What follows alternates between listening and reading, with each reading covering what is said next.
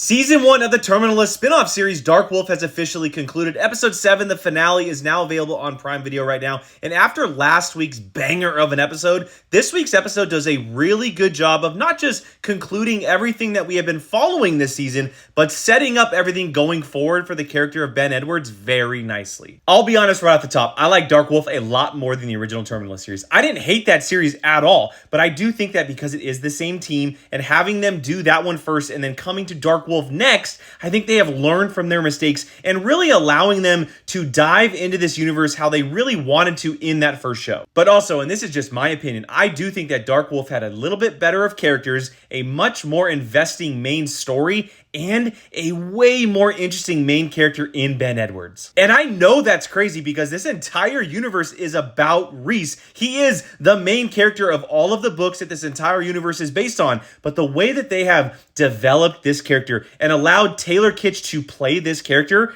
I am way more into Ben Edwards than I am James Reese right now. And that's why I love the ending of this episode, setting up season 2. I hope this show gets renewed ASAP. I want more stories with Ben Edwards. This show took place 7 years before the events of Terminalist and everything that took place with Ben Edwards and James Reese, which means there is so much more time to not just spend with him, but develop that character to make us believe the decision he made in that show. And just quickly, the addition of Pablo Schreiber at the end of this episode, eventually co-leading season 2 alongside Taylor Kitsch, it's so perfect. He fits this world so well. Seeing him and Taylor Kitsch together as these CIA operatives and whatever we're going to be following in season 2, I cannot wait to see that go down. Now, regarding this story and how it all concluded, I thought it ended exactly how it should have. We did have a pretty shocking jump forward in time, but that action scene at the opening of the episode was awesome. We see Ben Edwards taking on this massive group of soldiers, and then James Reese and all of his Navy SEAL buddies come in to help him, but that allowed him and Tall and Landry and the whole group to get everything they needed to go against Haverford. It also did a really good job of explaining to us why Haverford is doing all of this. He